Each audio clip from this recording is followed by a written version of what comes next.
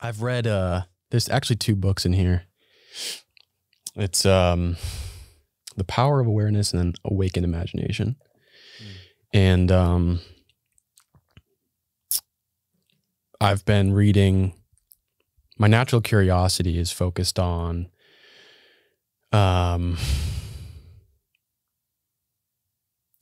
just the power of belief. And I've recognized this before. I've just been reading it and it's been super powerful, and it really harps on the power of our creativity, imagination, belief. I mean, those are all kind of synonyms, but lately I've been, we were talking off the mic about my ayahuasca experiences, and so integration it's a lifelong thing. And where I'm at right now is just being aware of my emotions, so emotional health and certain cycles that could be just not productive and not healthy for me and my just getting into my higher potential. And so there's a quote in here that I highlighted. It's actually where I'm bookmarked right now. And it states, "The ideal you seek and hope to attain will not manifest itself, will not be realized by you until you have imagined that you are already that ideal. There is no escape for you except by a radical psychological transformation of yourself, except by your assumption of the feeling of your wish fulfilled. Therefore, make results or accomplishments the crucial test of your ability to use your imagination. Everything depends on your attitude towards yourself." And it's a phenomenal book. It's really, really interesting. And so the power of belief. I mean, we first met, and this has been a trend with other guests in the past, at Michelle's MetaMen, which is a daily retreat in San Marcos, Texas. Beautiful yoga retreat at Samadhi. I think it's Samadhi Yoga. Mm-hmm. And we've been to like 5 or 6 together. Yeah. We're officially founding members. We're veterans. And I've been able to observe and witness your character for each of these. And you radiate like a natural warmth in your character. Genuine warmth. And to intertwine the power of belief, I was wondering, how do you view beliefs in your life right now? What beliefs did you have of yourself that maybe didn't serve you, and how were you able to psychologically change that belief so that you could navigate in this world as your higher self? First off, thank you. The MetaMen retreats have been so fun and so phenomenal. And for anybody who lives in Austin, I think both Shane and I could agree that MetaMen is a place of love, of connection. And Michelle does incredible job. She crushes it. Facilitating. Noah too. Noah Heisman as well. And all the facilitators that she brings in as well, which you've had some on the podcast. Yeah, Pritam. Just had Pritam on, Yeah. But beliefs are incredibly important. Our lives are a manifestation of what we believe about ourselves and the things we tell ourselves. And I had a poor negative self-image for a very long time, most of my childhood. And that stemmed from stories that I told myself that weren't necessarily true. Mm-hmm. My father was in a wheelchair growing up, and because he was in a wheelchair and he was different, I felt like I was different. Mm. And so I told myself that I was different. And because of that, I had an inferiority complex. And that manifested in ways that were hurtful to me and later to the people in my life that loved me. I would look for attention in ways that weren't healthy.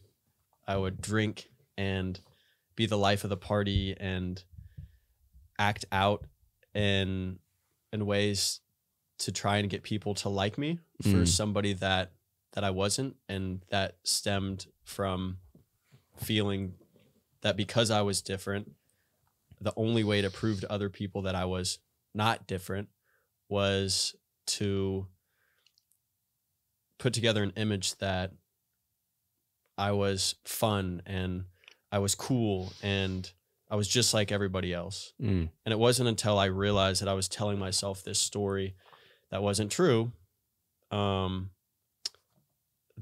once I realized that, I was able to work through it and escape from, that negative self-image. I have a very similar path with alcohol as well. It became like an innocent, fun thing to do with friends when I was a teenager.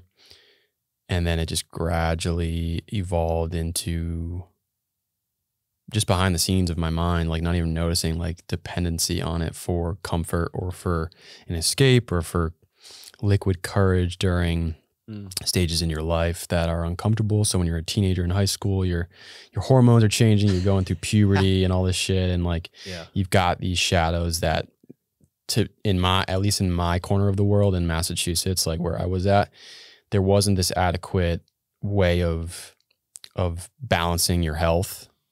In my view, we were just talking about holistic health and these systems of systems, like your body is a system of systems. And like, if one is unbalanced, if your emotional health is unbalanced, you're still going to have some physical ailments or your mental, so it's like mental, physical, emotional, spiritual, relationships, all these things coalesce into one. And when, I don't know, I mean, you're, how old are you? 20? 25. 25. Yeah. So I'm like 5 years older than you. And when I was in high school and in that area of the world in the United States, like I just kind of buried things through alcohol or smoking weed, trying to fit in with the crowd and doing things that didn't feel natural to me and to my own expression because I wanted to come off as a strong human being in front of like certain male friends. And then, just not knowing how to process certain things adequately. And that carried on to college, man. And college was bad. College was real bad.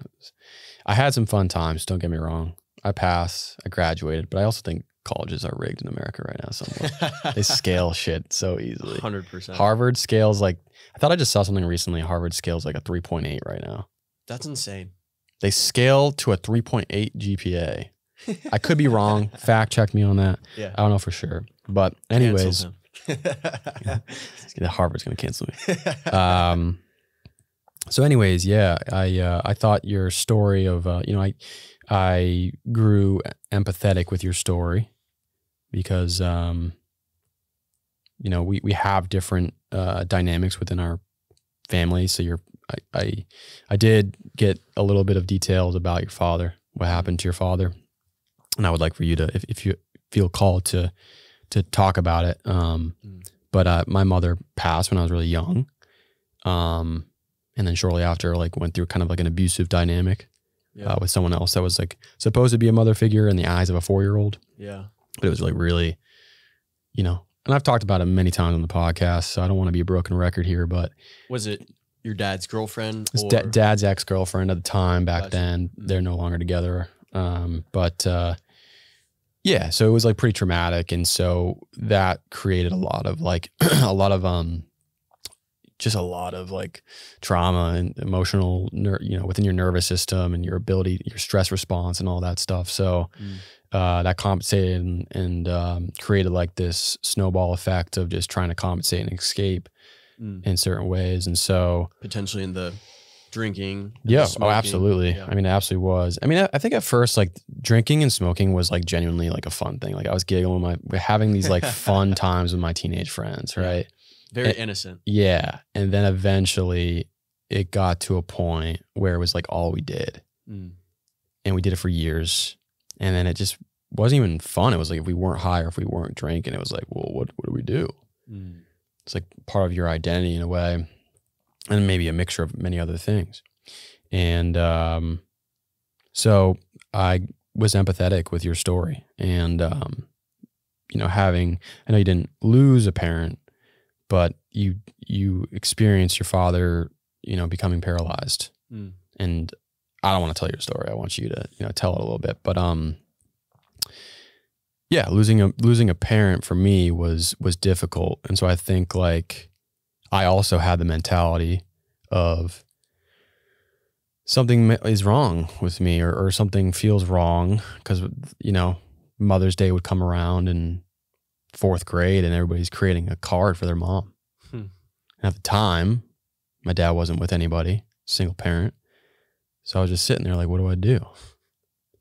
You know, so it's like, then you look around and you kind of like self-conscious as a 4th grader or whatever. You're looking around, you're just like, then people are looking at you like, oh, so what are you doing? What are you drawing on your cards? Like, nothing. You know, like, I don't know. It's my grandma or something like that, you know, like, so, yeah, it's difficult, man. And so I'd like to hear about, you know, to express to whoever's listening, like what you went through, and maybe, however you want to start, man. Thank you for giving me the opportunity. Yeah. And I think this is a good opportunity for me also to talk about what has happened since. Sure. Because there's going to be some stuff that comes up naturally because you just shared something that hits very close to home. And I'll start from early on. So my dad actually got paralyzed when he was in college. Wow. When he was 20, he was coming home from a party, and the driver of the vehicle, who was supposed to be the designated driver, hence supposed to be sober, was not. My dad was driving. My dad was sitting in the passenger seat, which they call the magic seat, wasn't wearing a seatbelt. The driver fell asleep, drove off the side of the road, hit a utility pole, going 60 miles an hour, and my dad flew through the front windshield, hit the front windshield at such an impact that it severed his spine, and he was paralyzed, initially from the shoulders down. By the grace of God or a higher power, whatever you believe in, a few weeks into being in the hospital, got movement back in his upper body, but was still paralyzed from the waist down. He was living in Omaha, Nebraska, very cold, snows all the time, in a rinky-dink wheelchair. They didn't have these nice titanium light wheelchairs at the time. It's literally like the ones that you see in the hospital. It's in the 90s, you push people around in. I'm sure, or if he was in his 20s, this was in like the 80s, the 80s, exactly. Yeah. Well, I think it was like 1980 exactly, maybe 1979. Okay. And he's like, dude, I can't get around. Like, this wheelchair sucks, one, and there's snow on the ground all the time. So decided to move to the warmest place he could think of, Phoenix, Arizona, and started a life. And while he was there, he was trying to make friends. You know, he felt different. He felt less than. He's like, shit, I'm in a wheelchair. Like, how am I going to meet people? How are people going to think I'm weird? Are people going to want to hang out with me? Am I going to be able to get a girlfriend? Am I going to be able to have kids? So he's trying to find community. And one day he's going to one of his classes. He's pushing around, and he sees other guys in wheelchairs pushing around a racetrack. And he's like, wow, like it's meant to be. So goes up. He's like, what are y'all doing? They're like, hey, we're training. He said, for what? They said, for the Paralympics. He goes, cool. They're like, are you an athlete? He's like, yes. They're like, well, you know, come hang out. Like, we'll work out. that sort of thing. So he starts training with them. Turns out my dad's like a freak athlete. He goes to the Paralympic time trials. He qualifies, goes overseas, sweeps the games, 6 gold medals, 6 world records. What? I didn't know this. Yeah. I did some research, but I didn't know this. I don't. Yeah. Very, very cool story. The next 2 years later, I guess. So it's every 4 years is the Paralympics and the Olympics. And then in between is the World Championships. Or matter of fact, it might be every year.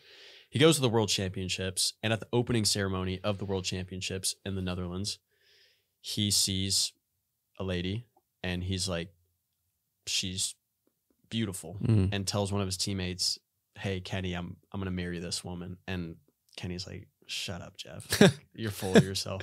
The next day, he races, wins the race, breaks the world record, and as the story goes, maybe I'm making it sound more of a movie than it actually is. The flowers he wins from the race, he gives to my mom. Whoa. And it's my mom now, right? So, so they ended up getting married. So cool story there.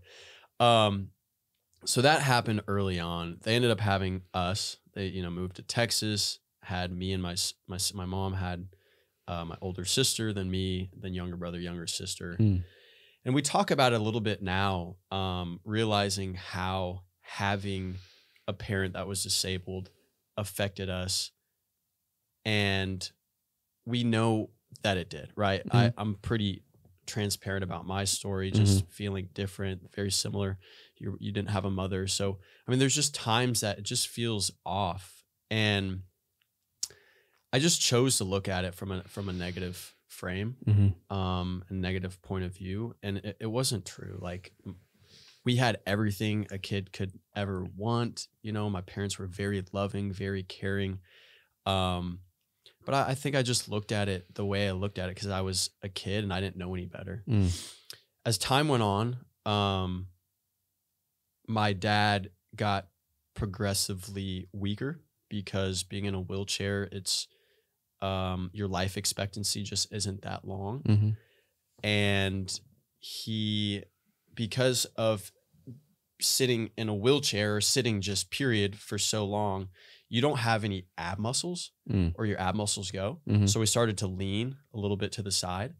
And as that scoliosis and that leaning to the side started, his upper hip crest and his lower rib cage started to rub next to each other. And that rubbing created I think it's called a bursa or an abscess of some sort. And it got to be the size of a football. Oh, wow. So they had to remove that. And because it was so large, when they removed it, it left this huge open cavity that was just not able to heal.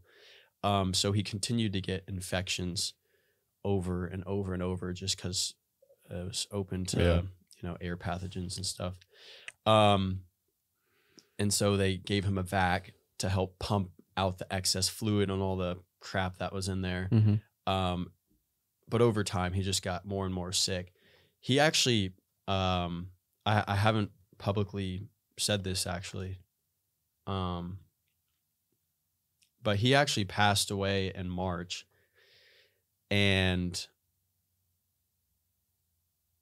your story about being a kid and writing a Mother's Day card for a mother that you didn't have, it hits home because I'm in that phase right now. Sending love, man. Sending love to you. I didn't know that, obviously. If you Thank you, brother. Just expressing it now, man. So thank you, man. And it's interesting, man. It's new, and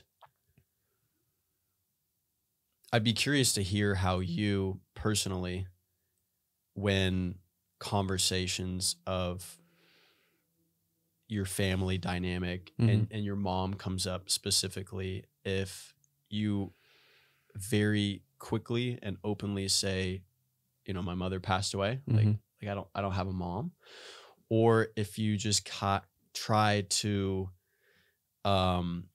maneuver out of that conversation so that you don't have to bring it up because it's either heavy or you don't want there to be a moment of sympathy. Does that make sense? Absolutely. I actually always would say, yeah, my mom passed. I was pretty open, transparent about it, did not avoid it or try to go on to the next topic. My dad did remarry when I was 11. So mom passed when I was 3. The kind of mean ex, 4. And then my dad remarried someone totally different, who I love very much, when I was 11. And then when I was 12, they had their first child together. So I have 2 half sisters who I also love very much. But when I was in that phase of, when people would bring it up, I would just tell them, my mom passed, and people would be like, oh, I'm sorry. And it was always, sometimes it'd be like, that's fine. And it gets to a point where it's like, it's fine. Don't worry about it. Sometimes people could be mean about it too. Like kids, because it happened when I was young. Teenage boys can be dicks, I'm sure you probably have experienced a couple moments of the cruelty of how teenage boys could be, or just when you're adolescents. Is there a particular moment that you can remember where something was said relating to that, your mom passing, that really stuck with you? So was said by someone, by one of the like that was like boys. kind of aggressive? Yeah. Huh. Wow. There were, nothing super in particular. There's a couple. Some would just like joke around about my mom being dead.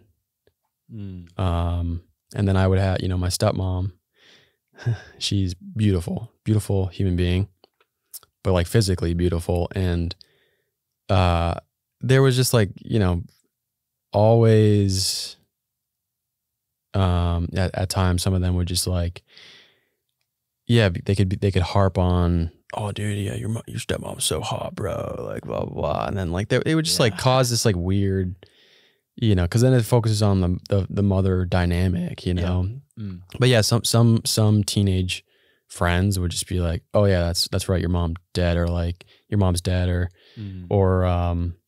your mom jokes. Like those are pretty prevalent when I was a kid. Dude. So like that would happen. Teenagers are ruthless, and they would pull the joke, and then I wouldn't say anything about my mom being dead, but then sometimes they would even be like, oh shit, sorry bro, or like it's like, dude, so, and there's probably other things, but I would never go around it. I would never try to escape it. I would just be with it. And there's certain times where I just kind of brush it aside because it would happen a lot. But there was something else I was going to say. I thought you mentioned. Yeah, I don't know. It's difficult. It's definitely difficult. Now I have my dad remarrying and having like just like kind of rebuilding in a way, because losing a mother, it's like you gotta. It's obviously a devastating loss, and my dad was at a time where he was building a business that he wasn't making revenue, right? Like I don't think he was making like a straight salary. So he was working super hard to build this, lost my mother, and had to do a lot of things to like figure out how to be a single parent. I actually just saw a crazy statistic too. I was watching PBD podcast, Pete, what is it? Bet David. Paul Bet David. Yeah. And, there was a statistic, cause like right now this really hits home. Like there's like this whole movement, like this new Barbie movie talks about, they mentioned patriarchy 11 times, which implies, and I think they were trying to imply like the aggressiveness or toxic masculinity. And it's really negative on young men, on their aspect of like their role in society. And in the podcast, they mentioned that, and just the growing rate of young men wanting to find personal development, because they can't find it in mainstream society. And it seems like mainstream society is trying to, from certain angles, kind of diminish the young man, and at least the young man's willpower, or just power and self role in society. And there was this crazy statistic, and I would have to do a little bit more research, but I was like, whoa. Single parents, so single fathers, have the ability to maintain the dynamic and role and just trying to build a healthy child in comparison to a single mother much more efficiently. I don't know the reasons behind that. They put this statistic out, and I was like, whoa. So it's like single moms, typically like children, it's much more difficult for like children to really grow and become healthier adults. But single dads have the capability of still growing that child, like helping that child grow in a strong way, somewhat more efficiently than a single mother, which is like kind of very interesting to me. And I'm not trying to shun women here. I love females. I love the feminine presence and energy. I just heard this statistic. I don't know how, and you can once again fact check me here. I heard that and I was like, whoa, because like I went through some traumatic. And a lot of these were self-inflicting traumas, like after it happened. But I my father did everything he could, and I'm so like, sometimes I gotta like re-embrace this and remember like how powerful of a dad he was, because he went through some shit too. Yeah. His father was a piece of shit. Never met him, was an alcoholic, abusive, physically abusive in many other ways, and he was able to become. He's a younger generation, a newer generation, and this is very common in America because of war and other aspects of society where men became aggressive, physical, abusive fathers. And he was able to experience that as a kid and as an adult. And there's other things that he did, like my grandfather did, that was not cool at all financially. And my dad was able to, one, he's never laid a hand on me, and love me unconditionally, support me in so many different ways, to be like super lovingly and supportive at a time when you don't have social media and all these resources of personal development, build a financial, security, bounce back. He didn't do drugs. He didn't do any substance abuse. Like he didn't have substance abuse, remarried, built a family, did all this stuff, powered through it, had resilience, endurance, and a huge factor of who I am today, and me doing these saunas and ice baths and strength training and all this stuff, like, it's because of him. So that was a very long-winded answer to your question. Well, another question comes up. Do you think that as parents, we give what we lacked in our childhood? Yeah, that's a really good question. Man. I would say so. I mean, I'm not a parent, but I think that it all depends on every single unique parent and parents. But I think so. I think I've seen that in my own experience through my parents now. They try their best to give more than what, they received, to learn from the lessons of their parents. And here's the thing. It's like, I really try to always like embrace and believe that every single parent, no matter how abusive they are, or maybe just like from an objective point of view, just like pretty crappy parents, they are still trying to do the best that they can, even if they're like terrible parents, like Michael Jackson's father, or was it Michael Jackson's father, or like Marvin Gaye's father, like trying to manipulate the shit out of them because they're celebrities, child celebrities. Yeah, like they're doing their best that they can, even though it doesn't look good and it may not seem good.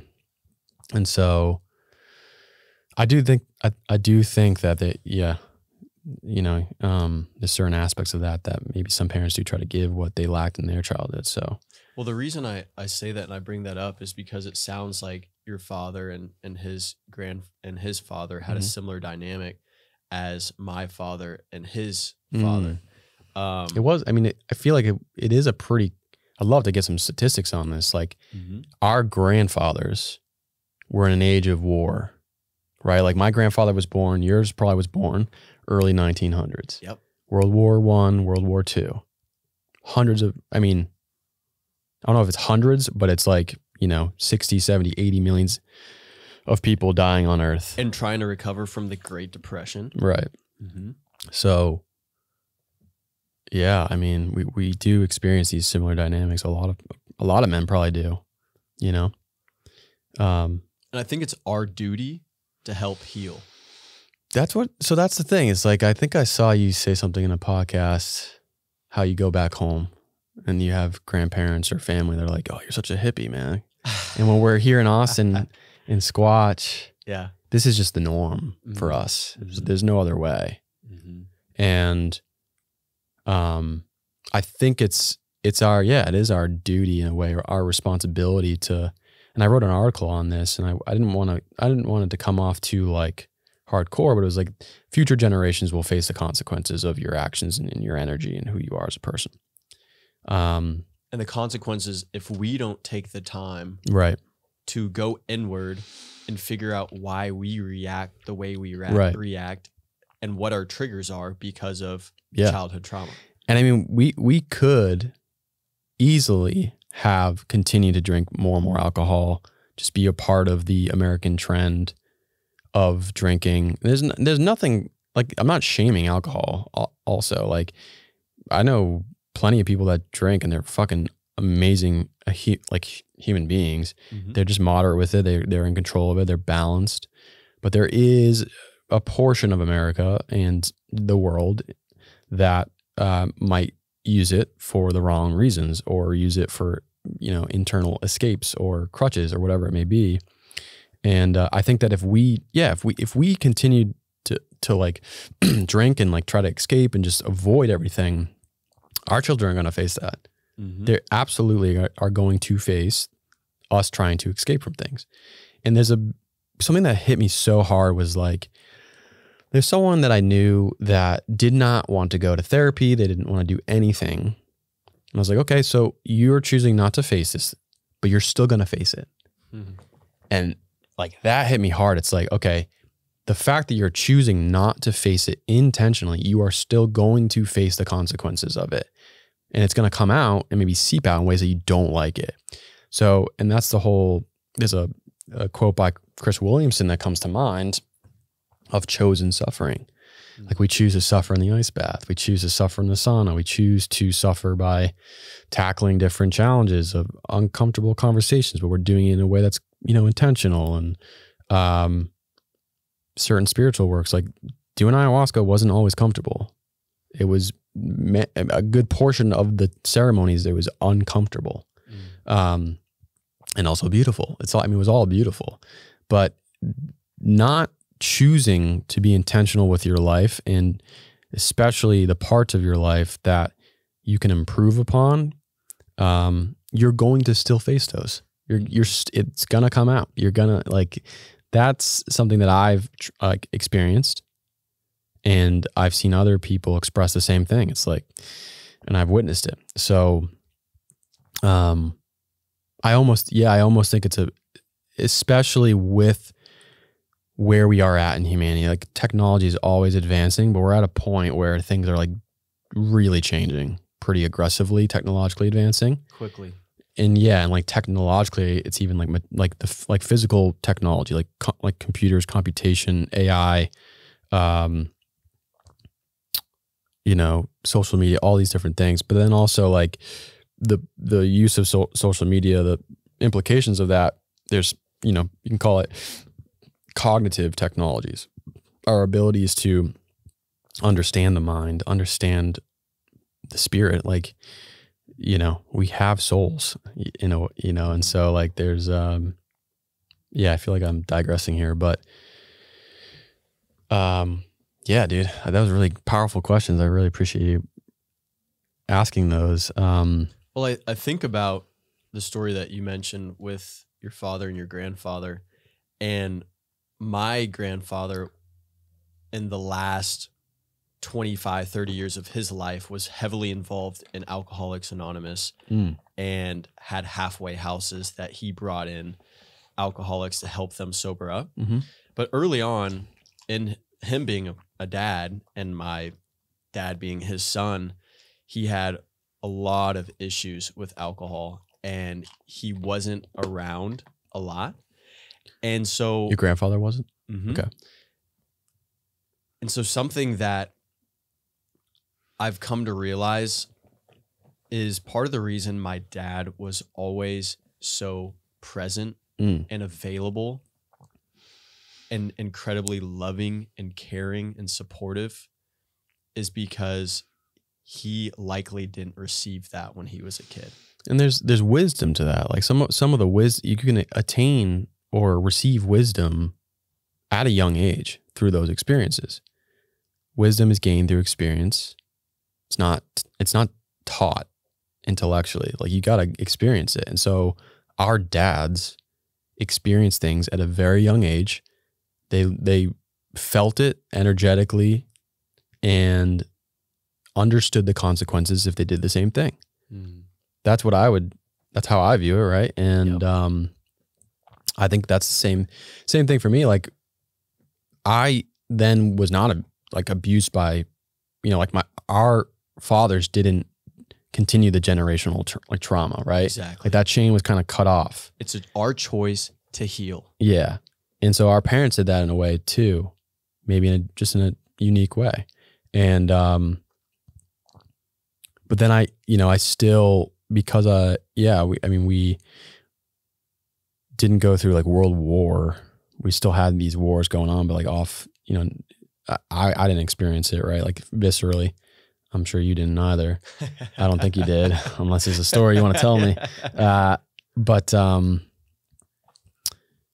there's certain aspects of American society where we're drinking, we're, getting all these like goodies. And I was told how much I was spoiled and have Game Boys and technology and all these things. And I was, raised in a middle class rural part of America. So I was safe. I had mostly security. And at certain stages, some aspects of it was still challenging. But so that there was an experience of these kind of hedonic pleasures, right? Whether it was sugar, whether it was alcohol, whether it was video games, and you see after years of experience, like this is not getting me anywhere. I actually would get angry or more aggravated or fearful if I just didn't get what I wanted or you don't learn the lessons of like working for something, like working hard for something. I have learned those lessons, but at a certain point I didn't at a young age at certain points. And so I was able to learn like through these, through the consumption, like overconsumption of these things, it doesn't bring you fulfillment. It doesn't bring you wholeness. Doesn't fill your spirit, doesn't fill my heart. And so I was able to learn some harder lessons in a different way. And so I gained that wisdom. And so speaking of what I just said there's a quote, and I kind of want to I still kind of want to harp on your dad if you want to continue the story.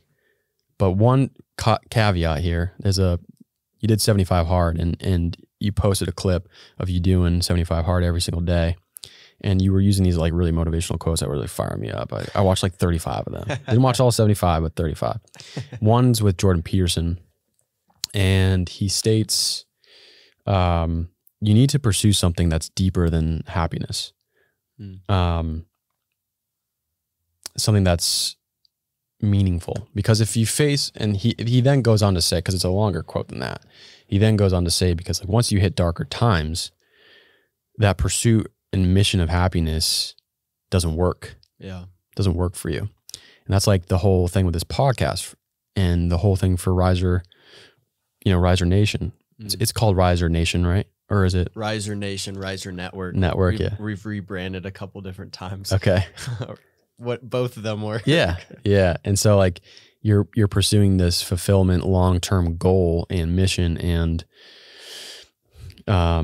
project that when it does get dark, it's like, oh, well, I'm not, I'm still pursuing this. This is still going. Like you're still it gives you the ability to keep going. So that was a cool aspect, a quote that was implemented into your videos. So I kind of wanted to intertwine that into this conversation and how that changed did that, or was that always present in your life? If not, how that changed for you? This is something I'm working through at the moment. Like, it's so interesting that you're bringing this up. A lot of this goes back to my dad. I guess that's just where I am and my state, my current state is really focused on my dad. It's crazy that this is all coming up right now. Man, my entire life was me trying to make my dad proud. I remember being a kid and being in class and doing the exercise of, what do you want to be when you grow up? And all the kids in the room are saying doctor, lawyer, professional athlete, supermodel. And my dad was my hero.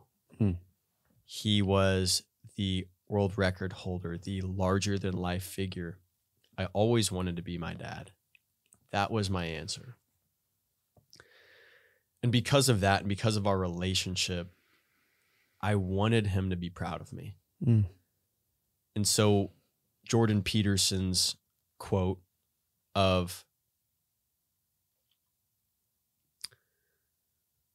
happiness doesn't always do it. You have to have deeper meaning behind your actions. The deeper meaning for me and my why was to make my dad proud. Which that can be tricky. Made things very tricky because one, he was proud, but two, when he passed, I didn't know who to make proud anymore. And so I actually had a bit of an identity crisis, because if I wasn't making my dad proud, who was I making proud? Well, the first person you would think of is yourself. If you're not making your dad proud, you make yourself proud. And so I had to reflect, to decide and figure out if everything I had done up to that point was for him or was for me. I started to have a lot of realizations that a lot of the things that I did was for him. Wow. Which was very scary, but exciting, because it gave me the opportunity to decide what I truly wanted and who I really am. And I think I'm still figuring that out.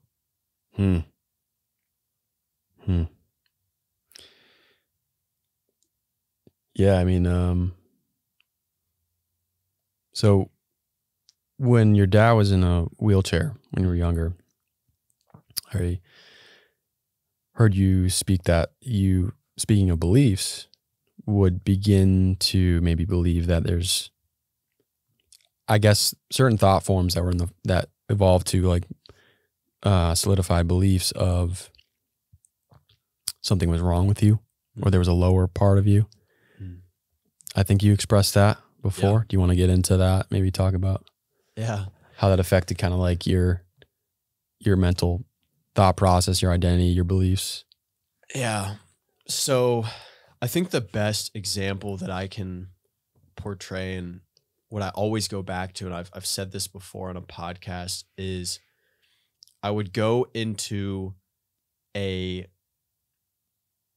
gym during a sporting event, and my dad would be rolling in front of me, pushing his wheelchair to go find a spot in the bleachers, and I would be walking behind him, And I would hear other young kids look at their moms or dads and say, mommy or daddy, what is wrong with him? Why is he rolling around? Why is he in a wheelchair? Which is purely innocent too. Like they're like, oh, like they're just so curious. They're just like incredibly innocent. Pure slates. Like, what's going on? They don't know. Yeah. But because they said, what's wrong with him? I immediately attached my image to what's wrong with me. And I didn't know any better, but I always just felt like something was different about my family because something was different about my dad. And because something was different about my dad, something was different about me. And then there's also this other side of abandonment. And from an early age, I talk about this with my siblings. From an early age, my dad made it very clear that he wasn't going to be around forever, which is, I know he was doing it to prepare us, which it did later on when he did pass, but it's a weird thing whenever you're about to go to a birthday party and you're 11 years old and your dad's sitting you down before you hop in the car to drive over and goes, hey son, I just want you to know I probably got 15 more years to live. You're like, what the fuck, dude? Why are you throwing this at me right now before I'm about to go hang out with all my best friends? Yeah. He knew his life expectancy wasn't long because he was in a wheelchair. I think the life expectancy is like 65. So a lot of my life also was feeling like it was grieving before the grieving even took place, which is interesting as well. So one, I felt like my dad was different because he was in a wheelchair. And then two, my thoughts were solidified even further whenever he would have conversations with us that, hey, like I am a little bit different. I'm going to die early. So there was that feeling of abandonment a little bit too, just in us having grieved before the grieving even needed to start, which was helpful because when he passed away, I had already felt a sense of loss long before that, and it felt like I had accepted losing him before he actually passed, and it provided a beautiful opportunity for myself and my siblings to spend a lot of time with him and have those conversations that honestly some people don't have the opportunity to have. Somebody mentioned this phrase the other day and they called it the gift of cancer. And I talked to my older sister about it and she tweaked it a little bit. She said, rather than the gift of cancer, maybe they should have said the gift of knowing. And I do think there was a gift in knowing that my father was going to pass early because it allowed us to appreciate the moments we had with him when he was still here. And unfortunately, I've had friends whose dads have passed suddenly, and I feel for them and I try to show a lot of empathy for them because when someoone's dies suddenly, you don't get the opportunity to say the things that you want to say to them. And I find that much more difficult, or I would deem that to be much more difficult than having years to say your goodbyes. Yeah, I got goosebumps there. I've gone on and off, I would say, as of late. You know, I'm 30 years old. Over the course of the past year and a few years, especially being in Austin, I've been in Austin for almost 2.5 years now. They're in Massachusetts. And so I just went back home for Thanksgiving. And I've been doing that for the past 2 years. I maybe see them 3 or 4 times a year. And that actually might change, which is great. I'm going to see them even more. But there's been a few times where I'm like, I don't know. Who knows if I'll ever see them again? If something happens to them, me, the world, I don't know. The sun explodes, you know? And, but there's also other times where I I find myself literally thinking, oh, my dad's he's at this age. He's pretty healthy. He probably has another 15 to 20 years. Yeah. But you never know. You still never know. So like having that expectation could lead to more of an emotional loss or maybe more powerful emotion. And it's kind of wild to think like your ability to think about,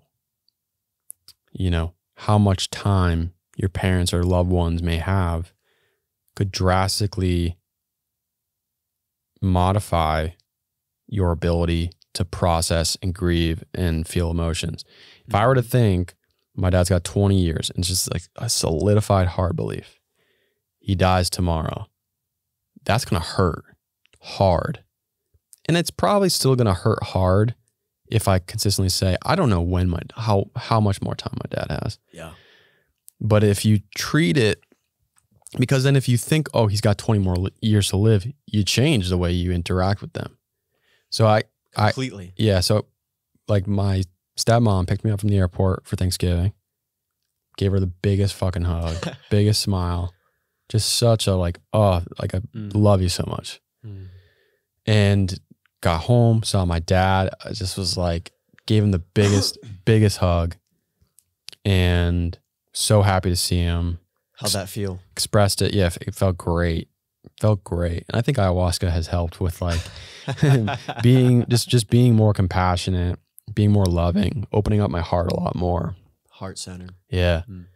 And I do treat it as like, I don't know if I'll see you next year.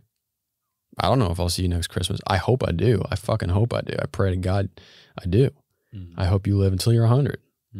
But I think it's best to, and I've actually thought about this, as someone, I won't mention their name, but there's other young people in society that have gone through this, like around our age, having like a heart attack.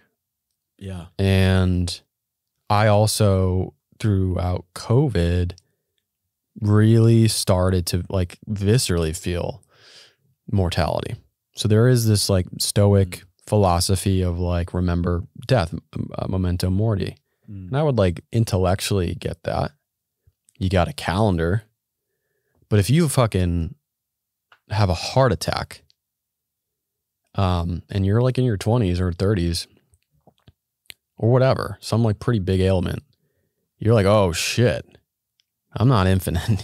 Becomes a little bit more clear. Yeah, my this vessel here, and real. Yeah, this body is not infinite. Yeah. I do have a belief your spirit is. Something that I'm exploring. Did that come through during your ayahuasca ceremony? Through that and through some books. Through some books as well. No, hey, I believe it too. Yeah, I do think I'm starting to actually believe in karma. Past lives. Past lives too. I'm actually starting to feel that. You want to hear a crazy thing that I read? Yes. Dude, it's wild. I love this topic, it's dude. wild. Please it's tell wild. it. It's wild, wow. Yeah. So this book that I'm reading that prompted this, it's on the topic of karma. And this guy that wrote the book, he's a healer. He started off doing acupuncture and other various means of maybe alternative medicines, alternative ways of healing. And he gives this anecdote of this person that he was trying to heal. Her name was Maria. And at a very young age, her and her brother were just beaten bad by their father. The father would take an ashtray, other items, and beat the shit out of them at a young age. And she, clearly developed tons of trauma from that. And her and her brother called their father a Nazi because he would just go off. Yeah. He's like Nazi soldiers that, sometimes would just fucking kill people. And so they would call just at a whim, just like a snap of a finger. And so they called their father a Nazi. And she went through years of trying to heal, suppressing things internally. She was successful externally through various means, but she got to a point based off of what the author was saying where she was close to almost committing suicide because she was just bottling up everything. And that's why she came to this author, this healer. And she did all these different things. All of a sudden, she gets to a point, and the author doesn't describe how she gained this insight, but she gained the insight of past lives, of her past life. In her past life, she was a Nazi doing experiments on children. No way. And her father was one of the children. Yeah. So it's like the spirit of the child that was experimented on incarnated into her father. And the father was like radically like, why'd you do that? Like expressing that. And she was the Nazi. Now, many people might say, that's fucking crazy. How the fuck could she know that? Mm. And I could tell you right now, I don't know how I'm going to explain that on this podcast in a short amount of time. What I do find interesting though is I think past lives are real. Karma is real. But that was wild to think about. And she deeply healed from that. And she healed others around her from that. And yeah, I think that I had another guest on who had crazy asthma when he was young, traumatic asthma. And it would really affect his ability to play sports, cause a lot of trauma. And as he progressed into college and like almost 2 decades, substance abuse because of certain things that kind of stemmed from that early on trauma. Mm-hmm. He did ayahuasca, did all these different healing stuff. I have the episode. It's Sam Gibbs Morris, episode 11. And I forgot exactly, I don't want to misquote him, but somewhere in our conversation, he expressed doing some type of healing modality or past lives, excuse me, process. And he found out he was like a Native American in a different lifetime, and he was hung. So he was hung. Okay, keep going. He couldn't breathe. No way. And so in a past life, according to him, he was hung. His past life in that incarnation died of being hung and not being able to breathe. And then he came into this world in this lifetime, just had crazy asthma. And it affected him to a point where he was just having all these different snowball effects of trauma. So you have one initial trauma and there's more and more and more. And he found out that and he was like, whoa. And I don't know where we were going or where we were before. Well, can we stay on this note? Yeah. Can I tell you a story about my please. past life experience? How did you? Yeah, please. Yeah. Dude, so Jake Wan is a breathwork facilitator. Shout out Jake. I hope you can come on the podcast. And yes, I'll connect the two of y'all. He facilitated a psilocybin experience a few months ago that I was lucky enough to take part of. Mm-hmm. And I don't think I believed in past lives prior to that experience. And granted, I did take psilocybin. So how much?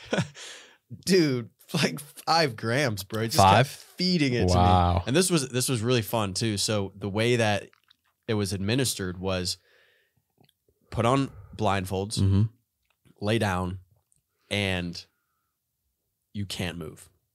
So I feel like generally speaking, whenever you take psilocybin, there is a want to move around. Once you get a little bit uncomfortable and anxious, you might want to walk outside or talk to other people. Mm-hmm. But he says, whenever you feel that feeling of uncomfort, sit with it and just go inward. So we're going incredibly inward. It was very intense. But what came through to me during this psilocybin experience was I was a Native American war chief. And we were at battle with another Native American army. And the other Native American army killed all of my warriors. And like a movie, I was the last man standing. And arrow through the heart, sword or something through my stomach. I can't remember exactly the steps of them trying to kill me, but they then left me there to die and suffer. And man, I get emotional thinking about it because it was such a powerful experience. And I think it explains a lot of who I am now. But they leave, the whole army leaves. Here I am bleeding out. And their thought was, he's surely going to die here. But I didn't die. And the years that followed were me rebuilding a tribe and a family of Native Americans and rebuilding an army, you know. And then I refaced this Native American army, and they were so taken back and that I was still alive. Scars on my face, you know, the stomach, the heart, you know, everything, thinking that I was there to get revenge. But the revenge was love. Wow. And it was to bring everyone together. And that act and that stoicism and leading from the heart healed the nation. And there was no more war. And I feel like a lot of my life has been to love and hold space and to heal and be there for everyone. And I just don't have any negativity in me. I want to bring people together. I can't fight, bro. I'm not a fighter. I've never been in a fight. I never will be. I just always lead with the heart. And I felt like that past life experience resonated with me because I don't feel malice towards anybody. I don't feel hatred towards anybody. I just want to be the guy that brings everybody together, like that Indian war chief did when he had all the reasons to hate, all the reasons to want to seek revenge, but he didn't. Wow. It's deep. Crazy, dude. Deep. That was the experience. Wow. Some people would be like, dude, you're on mushrooms. Like, shut up. But like, yeah, I mean, believe what you want. So like, there's really no way for you to discern whether or not that was a past life. But the fact that it came into your internal experience through the ingestion of psilocybin brought you to this, I don't know, this understanding, right? Like, let's say it's just a story you created and it wasn't a past life. Yeah. The meaning you've tied to it in your now present life, that's beautiful, man. And I can feel it. Obviously, like, it brought out emotions within you. It still does. But there's something to that. This, regardless of whether it was a past life, dude. So that was, regardless of the 5 grams of mushrooms. that's a hero's dose. Yeah. Yeah, it's powerful, man. Yeah, and so on the topic of what you just said, not being combative, wanting to give out love, it's clearly present through your speech that you made. I don't know if that was at a high school. It was at my alma mater. Yeah. And then through Riser Network, through just what I've witnessed in person at MetaMen. And you've stated before in your content, giving always feels more, just better than, just feels more nourishing than receiving. Yeah. And yeah, it's clearly evident. Thank you, brother. It's clearly evident. And yeah, man, I haven't been to a Riser event. I'd like to change that. And it seems like you just got it started like last year, I think. And so it's still kind of new. So fresh. Yeah. I never really considered myself an entrepreneur until past year or so with this, right? Oh, you are. You are, brother. It's growing. And I think entrepreneurship is creation.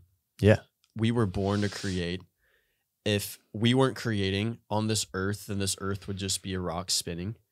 Creators make life special and unique and authentic. And you creating this gives you the title of entrepreneur. Thanks, man. Which is like the highest praise. Like, we need more entrepreneurs. We need more creators. We need more innovators. That's what makes this dark world light. Yeah, you know, and there was a pretty bold blog by Dan Coe. Dan Coe is he's kind of changing the game on the internet with digital entrepreneurship. He's got a few terms like the solopreneur, content creation, value creation.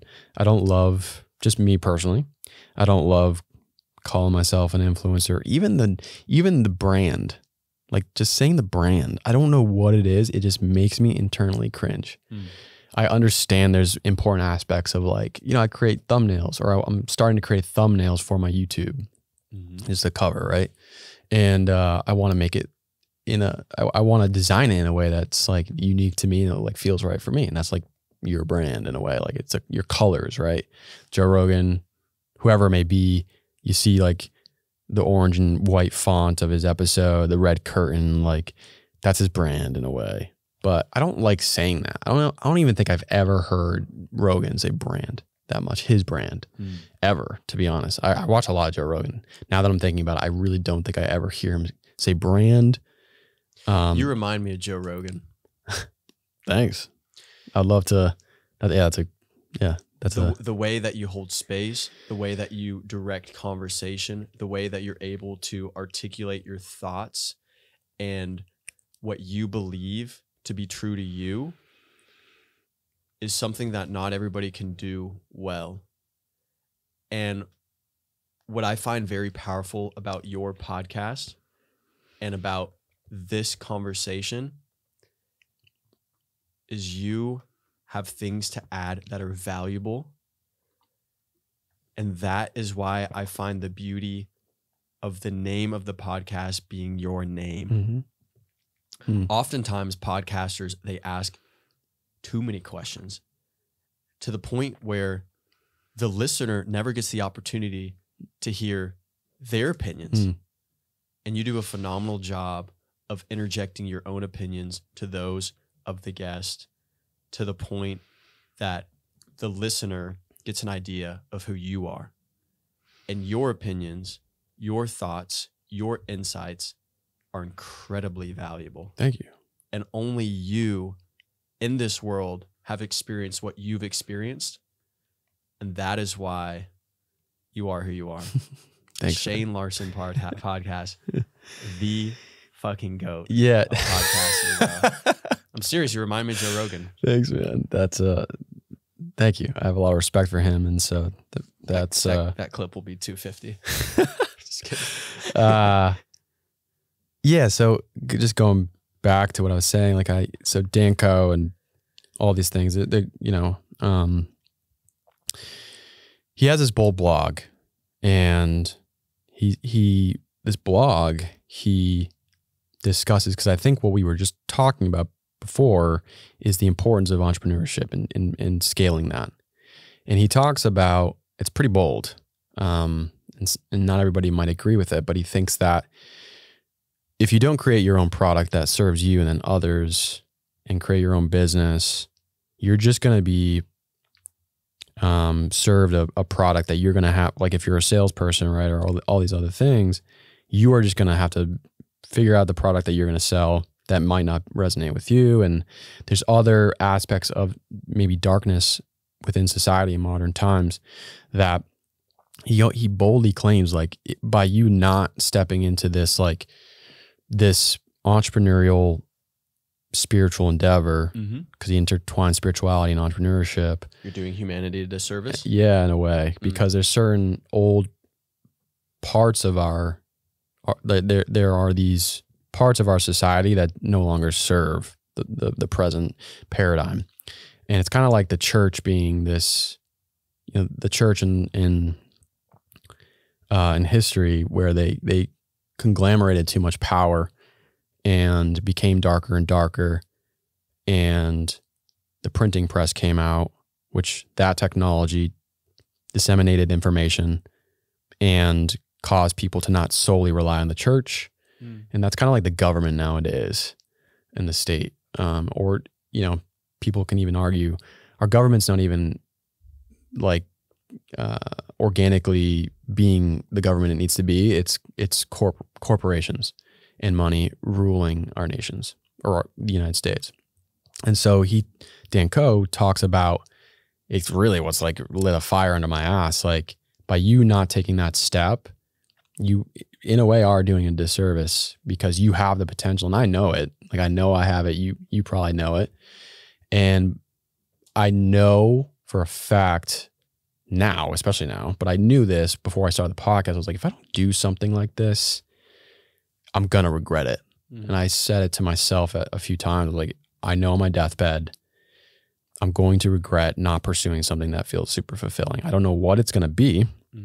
I didn't know. And I think it was the first or the second Meta Amendment was when I claimed I was going to do the podcast. And here we are, dude. Here we are. 50 episodes in. Yeah. So, and the hardest part is starting. Yeah, now it's definitely getting easier. And I said this to a friend of mine who's just starting a podcast because I felt bad. I at one point, because we were in like a Zoom meeting, right? So there was like a, not an agenda, but there was like this thing that we had to do. And he was just talking about how he's like feeling doubts in himself and getting it started and feeling insecure. And I was like, that never leaves. And I wanted to continue and extrapolate on that, but I wasn't able to. So I hit him up after because I was like, I don't want him to be scared, right? Because you're going to have these doubts. Like almost every episode, I get this excitement. Every single episode, doesn't matter who comes on. And it's like a little bit of fear, but not really. I mean, it's like, it's excitement, maybe a little bit of anxiety. And you're going to have these, like your ego, your mind's going to like, what if, right? And you're going to have those. And I think it's important to have that because you can constantly analyze and be aware of where maybe you're falling short. And that's good, right? That's good. Like life is a constant process of self-awareness. And so, yeah, I told him, I was like, you're going to have those doubts. It's going to get easier, right? Like this podcast has gotten easier for me because now I've done the reps. It's like going to the gym. It's like public speaking. It's like all these different things. Once you do it a few times, like successfully, you now recognize, your brain now recognizes, oh, I've done this before. The first time's always hard. And I remember looking back and watching the first episode, I remember how I felt. I was extremely nervous. I knew no one was going to watch it, or at least there wasn't gonna be a lot of, there's like 100 views or something like that, whatever.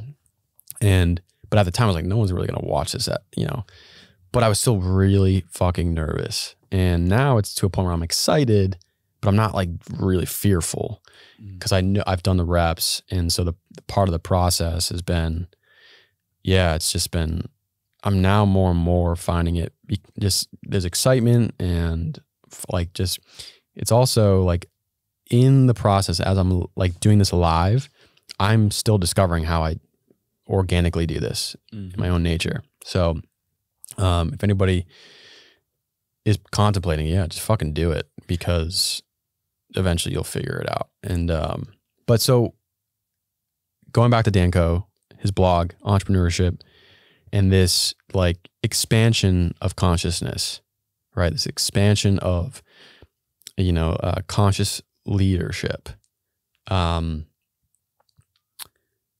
What brought me to Austin originally was somewhat fear-based. And it started off with looking at COVID, looking at society, And depending on everybody has their own unique subjective viewpoint of the state of the world right now. I was getting these different points of information through my own channels. I kept like finding different confirmations from different sources within these channels. It's like, okay, something wrong is happening. Something feels dark. And it's kind of like going back to the church and the printing press. It's like, okay, we've got the government, now we have social media. And the dissemination of information is making people realize, like, I'm not going to take all of my understandings and knowledge from these 50 TV channels or these newspapers that are run by the government, whatever it may be. And so now I think the government's like scrambling. They're like, oh shit, like how do we, and it's very apparent because I'm in the Bitcoin space for my 9 to 5. And there's a very big energy of like sovereignty, freedom. And so, I moved to Austin for this company and to, seeing certain things happening in the States that were disturbing to me. So I wanted to move and I wanted to take action. And so now as I continue this podcast and working for this company and being in the Bitcoin space, and I see everybody like yourself and the people that come to Riser events and people at Squatch, this gym, they're very conscious of their bodies, of their health, of their philosophies, their mindsets, and they're very, very intentional, extremely intentional. Mm. And I think that is very much needed in society now. And so you are a big part of that. Like you're bringing that together. And I'd love to hear if you have any comments on that. Like just on conscious leadership. And you can maybe I could reframe that word or that phrase, like intentional creation to mold society into a form that operates more organically and symbiotically. And Jeff Bezos just did a episode with Lex Fridman. It's like, I think one of the first episodes Jeff has ever done. He doesn't do a lot of interviews. And he oh shit, what did he say? He was just talking about, I forgot what he said. I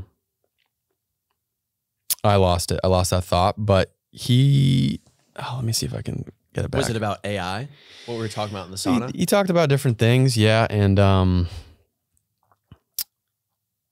what he was saying was we can all, I think, agree based on looking at history, we're in a much better place. All of us, like almost collectively, even though there's still war. You got Russia, Ukraine right now, Hamas, Palestine. We've had wars continuously since we've been alive.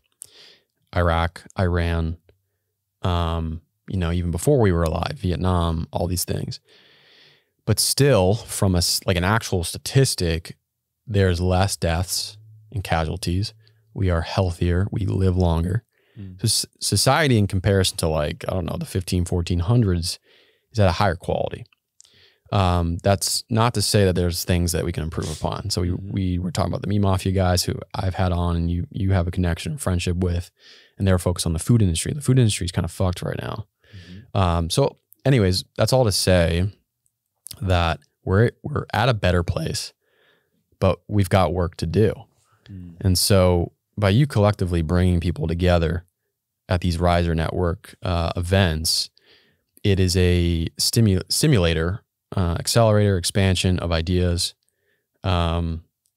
It's extremely important. I don't say this to toot your horn. I think it's actually it's a necessity. Thank you. So thank you for doing what you're doing. And I'm curious how they've gone, how Riser. So actually, if you want to dive into how Riser started, maybe explain what Riser is, and then we'll keep going from there. I'll start by explaining why I think community is important. So it's so funny, real quick. I've had the past 3 or 4 guests on, and the topic of community continues to come up. The emphasis of community. It's incredibly important. It's fascinating. So there's a book called Tribe. I believe it's by Sebastian Young. Yep. I think that's his name. Yeah. Have you read it? No. But So, I know who he is. Yeah. So I just got the book, and I've listened to some podcasts with Dr. Young. I think he's a doctor. And he talks about how humans are social creatures. We are meant to focus on relationships. And while that is so prevalent, what is fascinating is we are lonelier now than ever before. We are more connected than ever before with social media, but more disconnected in terms of relationship in person. So the podcast that I had with Zach Horvath, Live a Great Story, he traveled for 9 months, many different countries, I think like 14 or 15. Came back to the States, and he expressed how he had culture shock for each one. When he came back to the States, he had culture shock. Yeah. And what he noted to himself was the clear, apparent, not division, but the individuality. People don't talk as much here in America. Matter of fact, I remember what Zach said because I listened to that podcast of the two of you. He said, we all speak English, but we don't talk to each other. And when he was in other countries, because it's maybe not as developed and advanced as the United States, they rely on it. And going back, I'm sorry for interrupting, but like going back to being social creatures, that is programmed into us as it was at a certain point as a means of survival. So anyways, I wanted to note that. Thank you. That's a great addition. So what's fascinating is in this book, Tribe, what was noted is humans can be in a crowd of 150, 200, 300, 400 people, thousands of people with thousands of other people around, and we still feel lonely. So then how can we still feel lonely if there's people around? Well, then it comes down to familiar. Help me say the fucking familiar faces. Yeah. Familiar faces. Yeah. We'll go with that. Familiarity. Familiarity. That's actually a tough word to say. Familiarity. So it came down to familiar faces. And because of that, it is important for us to build community with where we live. And a anecdote that he added was back in colonial times, you would have Native Americans who would come in and they would raid a settlement and then take one of the colonial members as a hostage. And after a year, that hostage would then be found by the colony, maybe kill off the Native Americans, and they would be upset. With modern technology and advancement and having the abundance that we have, it actually causes overwhelm, and not being within a unit of conformity and familiarity, people actually feel lonely. And that's why Native American tribes were always so close, and there was so much pride in their tribe. And so I think community is important for those reasons, and not just community, but community of people that are familiar to you and people that you love and people you see often. And at Riser, we're trying to create a community in Austin, specifically here, that brings people together that know one another, love one another, can help one another, and can build synergy amongst what they're doing so that we can help each other as if it's a Native American tribe of barter and trade. And it's been the most fulfilling and rewarding experience and project that I've ever worked on. I've met some incredible people, and a focus and a common theme is consciousness and conscious, focused members of Riser. And I think the reason that's important is our health and well-being is a collective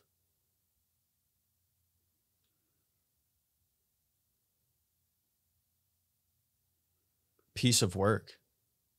When we help heal one another, then we can heal the masses and we can heal the world. And so that's why you have to do that inner work. And that's why you have to go to shit like MetaMen. And yeah, there's a lot of incredible leaders here in Austin, Michelle being one of them. And I just feel very grateful to play a small part of helping connect Austin and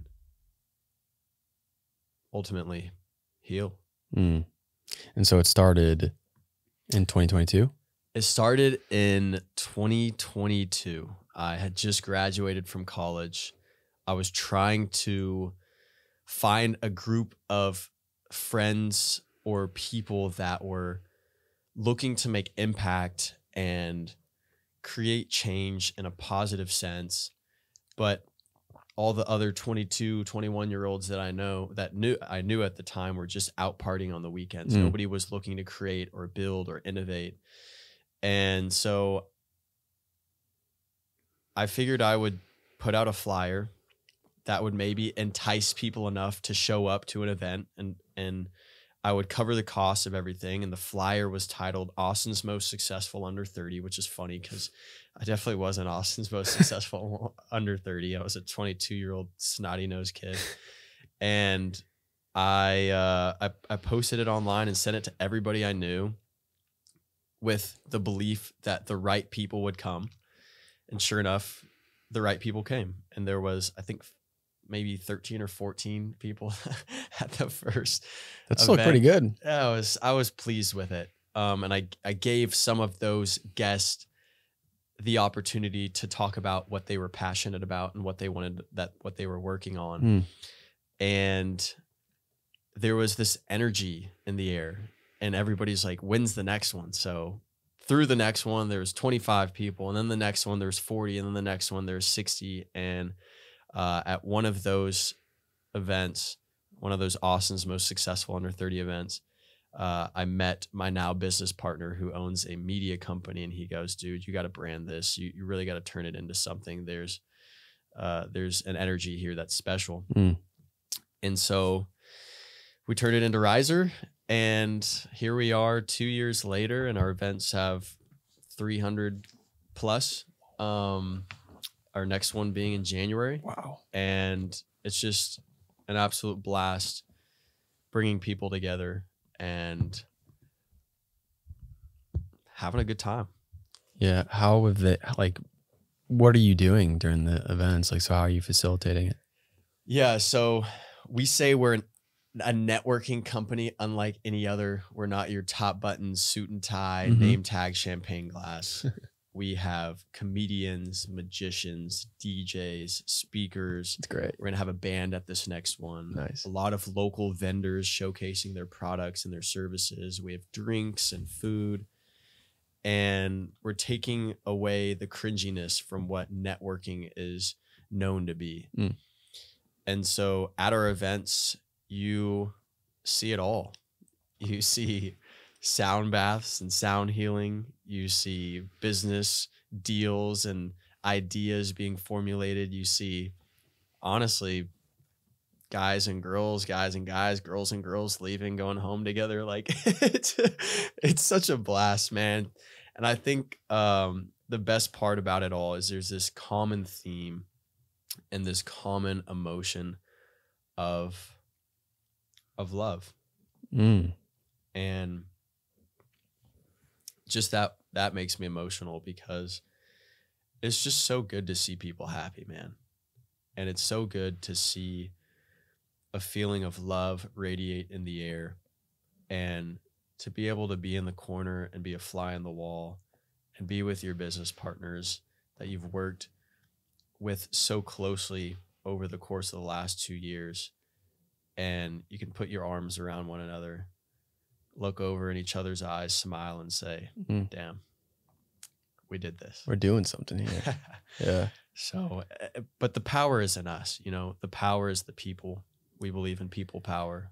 And as long as everybody comes with an open heart and open mind and a willingness to serve one another as we should as humans, that is what makes Riser special.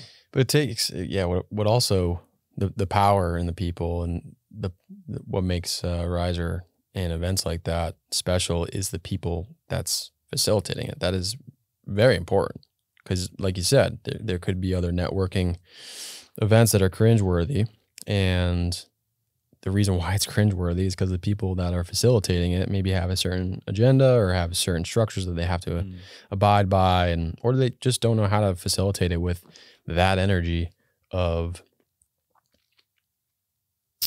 love. So there's some special, and I think you should give yourself credit as well, and the people that are helping you. That's beautiful, man. I'm excited to see how it evolves and your progression with with Riser, but also your path, because you're doing this reveal program. So the reveal program, I took part in a dinner that was very extravagant, and the conversations were pretty intriguing. Some very special people at this one, man. Talking about time travel. I was like, alchemy. Did not think I was going to talk about this. So reveal, though, is something that you're doing with Leo, I think. Yeah, Leo Stagi. Yeah. And I'd love to hear where you're going with that, because it's, I had Alex Kremer on my podcast. Episode's not released yet. It will be soon. And so he's doing something somewhat similar. And there seems to be this expansion of retreats for, it doesn't necessarily have to be for entrepreneurs. It could be for just human beings, and these retreats provide the expansion of, you could say love, you could say open-mindedness, consciousness. But this retreat experience, I think every company should be doing this, because it does provide an opportunity for people that are in the corporate world or on the grind mode for their own path to kind of let go a little bit and then rest, but also learn more about themselves through various modalities. So Reveal seems like a pretty cool branch that's growing. So love to hear about it. Yeah, I'll start by saying I think life is play. And as we move into adulthood, we can't forget to play. Speaking of Dan Coe, he just released a blog today. He's like, the future of work is play. I swear, I shit you not. It is. It is. That seems to be a topic that's coming up in my life right now. People are saying play. I need to play more. So childlike, fun, curiosity, experience, adventure. That is what we need to focus on more, to tap back into being a kid and things being light and fun and easy. And so I think retreats provide a phenomenal opportunity for adults to play again, to get away from the day-to-day, the grind, the stress, being bogged down with projects and expectation. And so Reveal is 2-part, one private dinner series and the other experiences and immersions across the world. We have our next one in Guatemala, matter of fact. Damn. And it's a place where you're accepted as you are, and you are not accepted if you show up with expectation and show up trying to be somebody you're not. And as long as you lead with love, then you fit right in.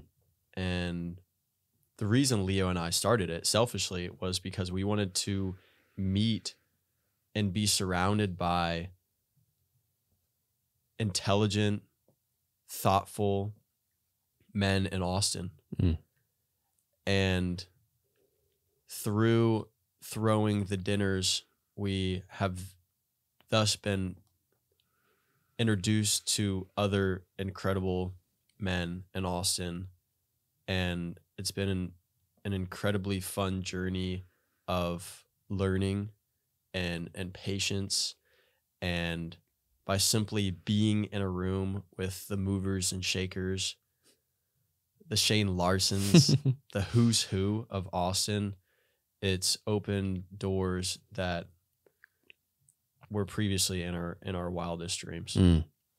But the point again is just community and bringing together guys to just share ideas and share passions and collectively work together to make Austin a better place.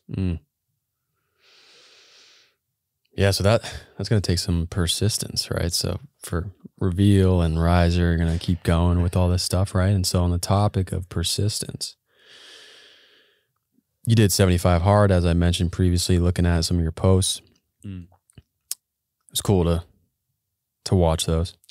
I really did get like energized. I commend you for watching 35 of them. Did over half, over 50% of them. That's a lot. I was like about to go to my friend's place to watch a Ram Dass documentary and just chill. Yeah. But I was like, I got to do a little bit more research here. And so on the topic of persistence, 75 Hard obviously involves persistence. And your Ironman too. So you did a half Ironman. I did. And you had a torn ACL. Still torn. Still torn. Yeah. I want to get that checked out. Yeah. Ironmans are tough. So the full one is like crazy to me. Got a buddy of mine, Jay Hazeltine. He's a beast. He is a beast. He is a different human being. He's a strong human being. The full Ironmans are like, I think 2 miles of swimming, over 140, I think, miles of biking. Yep. And then a full marathon, which is 28 miles of running. Full marathon. And Jay, who trains all the time, I think he completed it close to like 11 hours. So that's 11 hours. Incredibly impressive. And there's other people that do it. Time. Yeah, they do it in a shorter amount of time. Other people will do it slower. It could take almost a full fucking day. Yeah. So doing a half marathon, obviously it's half of all that. That's still a lot. That's I think 1 mile of swimming, half marathon, 70-ish miles of biking. A lot of biking. With a fucking torn ACL. You are young. Okay, I'll give you that. So you are a young human being. But man, how did you get through that? There's a question that we ask at our dinners, and it comes from the legendary David Data and from his book, The Way of the Superior Man. Oh, it's a good book. And the question goes something to the effect of,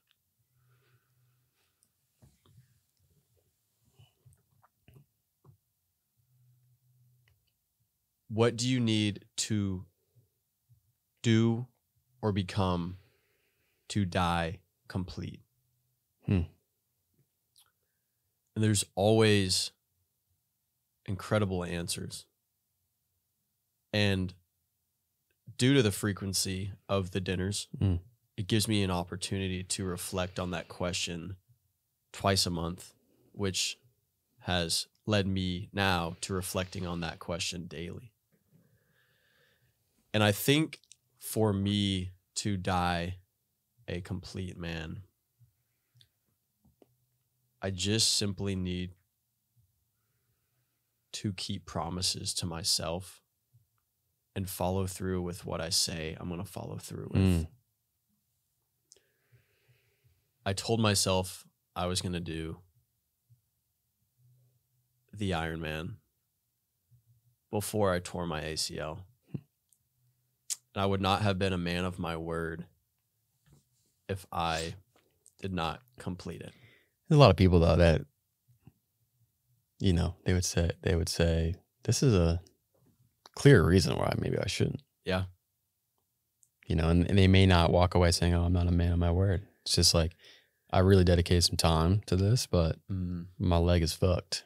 Yeah. So maybe I should chill. Yeah. So that's pretty impressive for you to continue with that. Thank you. So. And I wish there was like a longer answer and I could dive in more, but it really just came down to me saying I was going to do it. So I did it. And I feel like that's been a common theme for me. If I say I'm going to do something, I'm going to do it. And when I don't do what I say that I'm going to do, then I feel less of a man. It hurts. And a perfect example of that is I'm talking to a girl at the moment, we're dating. And if I tell her I'm going to be at her place to pick her up at a certain time, and I show up 15 minutes late, 20 minutes, 30 minutes late, that sits heavy with me. And so I think despite that being a small example, it describes my personal character of what expectations I place on myself. Yeah, and at the same time, recognizing grace. Don't beat yourself up too hard.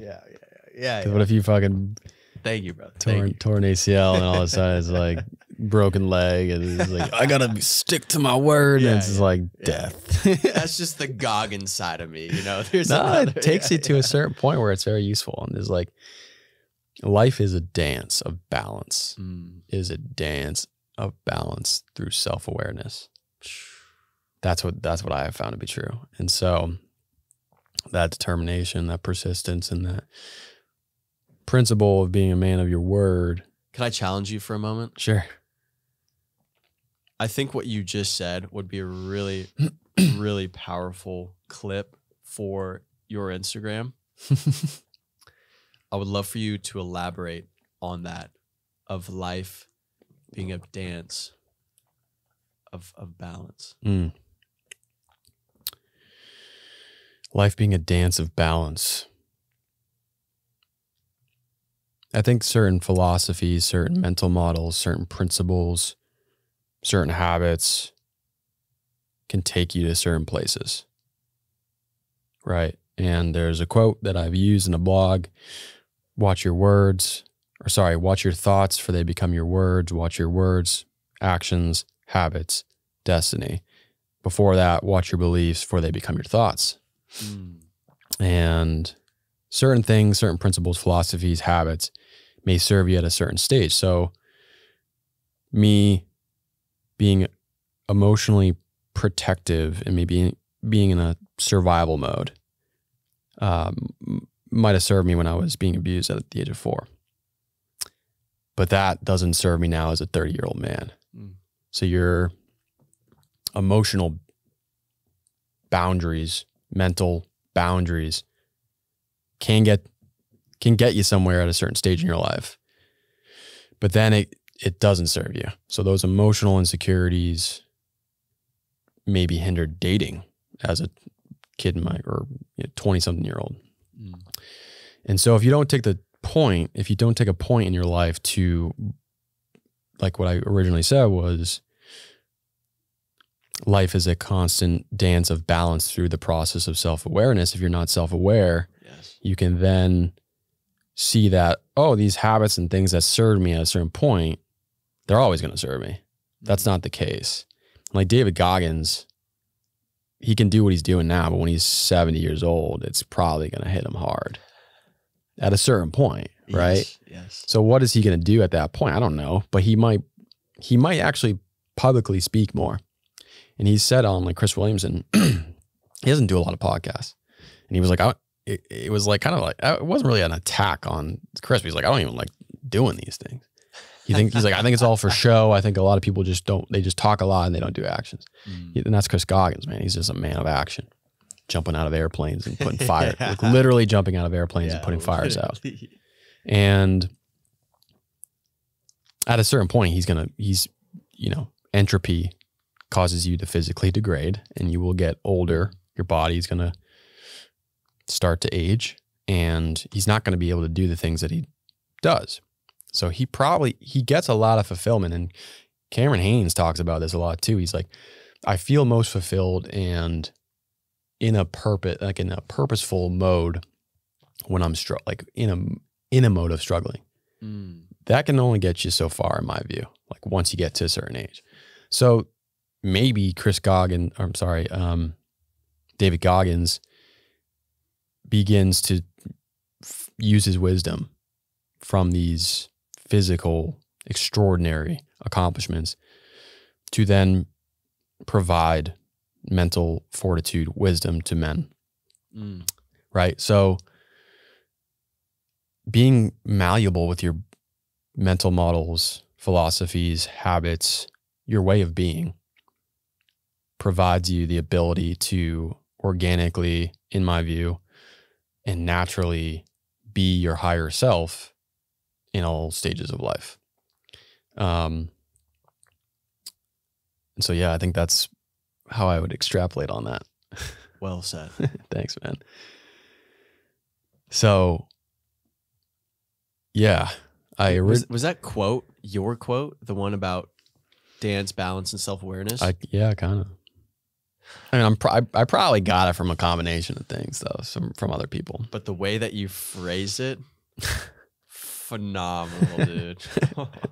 You gotta make something with that. Wow, man. Maybe be my brand. Yeah. My brand.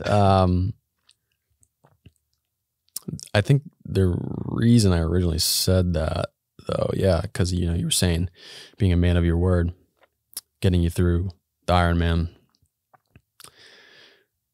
It takes a lot. It takes a lot to do that. It's not fucking easy. I've done some pretty big physical, nothing like a marathon. I actually want to do something. I don't think I would do it for a long point of my life, for like the long term, but I want to do something like a marathon. But I have done 2 Temescals, which are, these sweat lodges. How was that? It's challenging. So it's actually more psychologically challenging.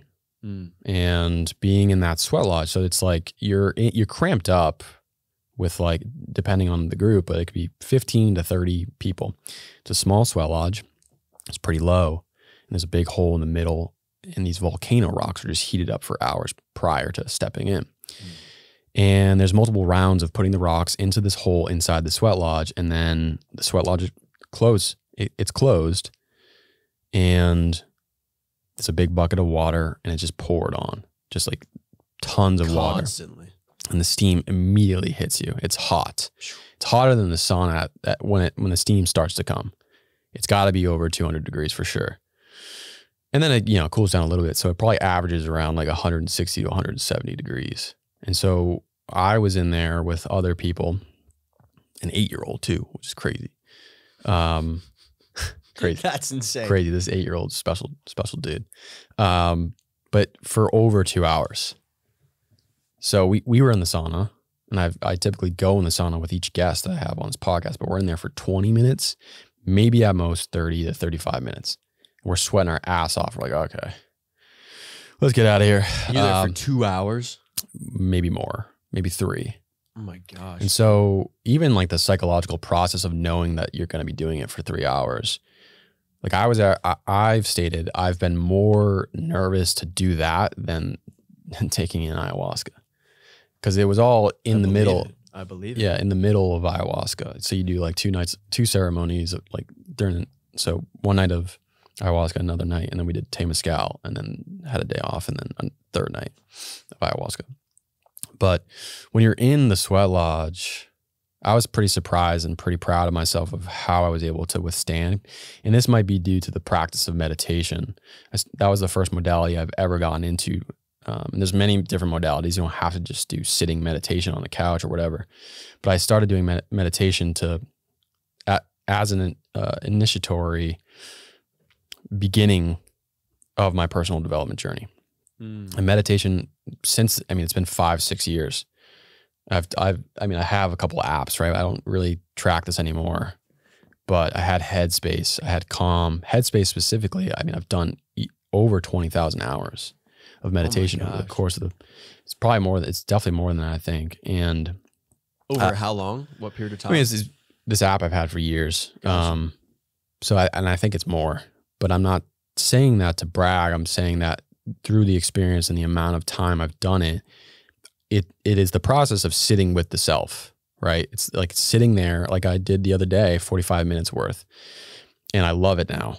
But some people it's difficult because what I have found to be true is that when you sit by yourself and you just let your consciousness flow, there is no agenda. There is no, like, even like the whole focus on the breath thing, like not even just like focusing on the breath. Like you don't have to be rigid with like, I have to keep focusing on my breath.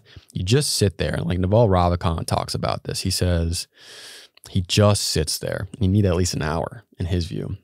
And I find that to be true, depending on your state.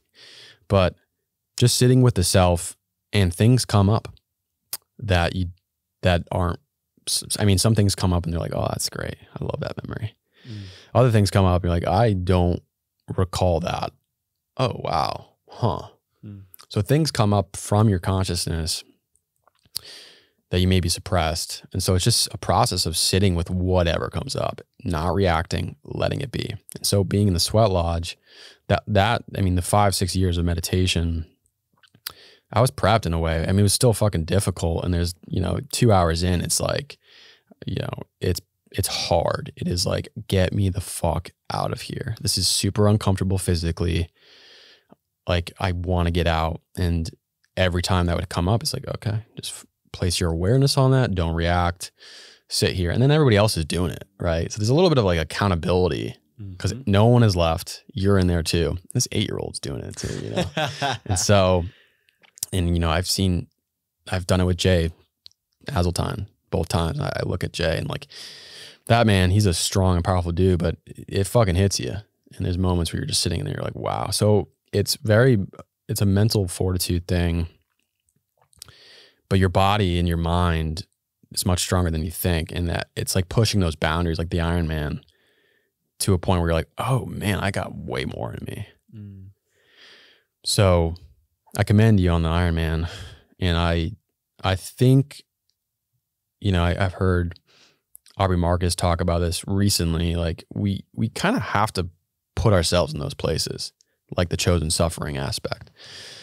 Cause then, you can, it's like a conversation that Aubrey had was with Laird Hamilton, I think, who's a big time surfer.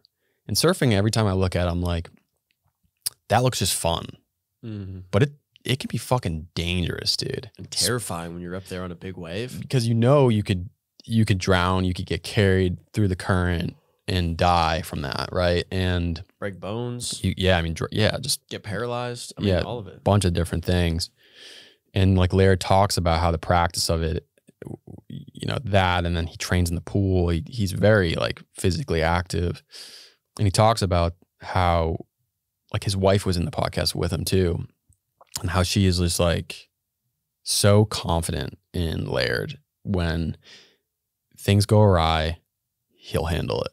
And that's actually his like natural environment. He's like, he's just like when chaos turns up a degree, that's his environment, So I think that, I see certain, and this goes back to a disservice to society. I think when men don't do these initiatory things, these rites of passage. I had a few people on, we talk about like from boyhood to manhood psychology. And when you don't, like a lot of tribes, like Native Americans, they would do these things with these teenage boys that they look kind of crazy from a Western modern time viewpoint, but it was the initiation of them becoming men sitting in dark caves for 4 to 5 days, doing ayahuasca, whatever it may be. And it really does develop, I mean, many different things, a deep sense of self-trust and power, and mental fortitude. Yeah. So, yeah, we were talking about the Ironman. We've got a little bit more time, to a degree. I don't know how much time you've got, but you have to do tough things deliberately. Yeah. Yeah. You don't have to. I feel like it's incredibly important to. Well, it's like going back to not being intentional with therapy. Like the conversation we were talking about, that like chosen suffering. You throughout the human experience, it is my view and experience, and in my own experience, that you're gonna suffer through entropy, whether it's age and just like your human body is gonna, like you're gonna pass, and so you're going to suffer. It's your relationship to the suffering, and when you choose to like suffer in ways like going to the gym, I mean, no pain, no gain, right? Like it does provide you the ability to then deal with those like abrupt, difficult moments in life in a way that you're like, oh, that's my higher self coming in. Versus if you're always comfortable and complacent, many men are, and I would even say they're boys, and at an older age. And I've experienced this, like being in a comfortable, complacent stage of my life in my 20s, drinking, eating sugar, watching Netflix, having, just being, masturbating or having sex with a random woman. It's like you're chasing pleasure, and when shit hits the fan, you can't fucking handle it, And so you're able to like handle in a way that comes from a stronger standpoint. Well, I'd be curious to hear what your relationship to suffering is. Oh, wow. Well, I've heard pain is information. It's what we deem it is that makes it bad or good. And points of pain and suffering are moments of growth, in my view. I think that's the only way you can really move forward. It's like, if you look at pain and suffering in life as this terrible thing, I can't wait for it to be over, you're just going to live a life of just these. I mean, there's always going to be ups and downs, but through those downs, those downs when you're experiencing pain, those are the moments where, if you have that mental model of, okay, this is a time for growth, how can I learn? You change into a different person, you learn, you evolve, and you grow. You become stronger. You have the ability to adapt, have a new perspective, understand life more, the universe more. And if you were to not do that, if you were to say, oh, these downs and these painful moments are terrible, I want to get out of them, you look at life from a standpoint of just a negative aspect, right? I mean, there's some terrible shit that can happen to you too. I mean, like, you could experience a death in the family that's like really gruesome too. And you're like, whoa, like, how do I take this pain as information and grow from this? It's like, it's kind of hard to like get out of that. Cause when you're in that painful moment, you're kind of like narrowed. Your perspective and your mindset's like narrowed in that moment. And what I've found is through, like, I mean, if you ask yourself too, like the moments with your dad and other difficult moments with drinking and maybe shame or embarrassment, those moments provided me, at a selfish point initially, like, okay, I gotta do something about this, because if I keep, because it got into it could get into a cycle of just like repetitive, just pain and chronic suffering. And patterns. I've stated this before. There's chronic suffering and authentic suffering. Authentic suffering is like someone dies in your circle, And you grieve. That is the process of being a human being. You grieve. That's authentic suffering. Chronic suffering is you take the death and you coop yourself up for the next 3 decades into your house crying for the rest of your life. That is self-imposed. Self-imposed. Yeah. So, I mean, I could do a whole series of podcasts on suffering probably. That is really fascinating. I've never heard anybody describe it that way. Authentic suffering and chronic suffering. Yeah, I heard it from a mentor of mine. And then also pain is information. Even physical pain. I mean, like when I was first starting to come to Squatch to work out, it was really the first, I mean, I've been to the gym before, but it was the first time I was consistently showing up 4 to 5, 6 days a week, every week for months until now. And even like, I would just push through. Right. And now I'm at a point where if something feels like if I need a stretch, I take priority of that. Cause it's like, oh, there's maybe a little bit of pain here.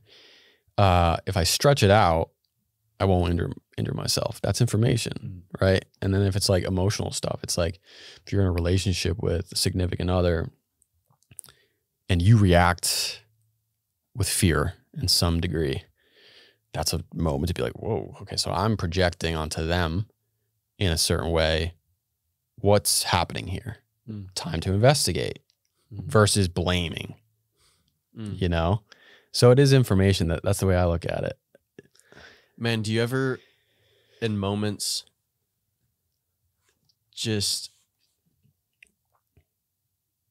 randomly get extreme gratitude?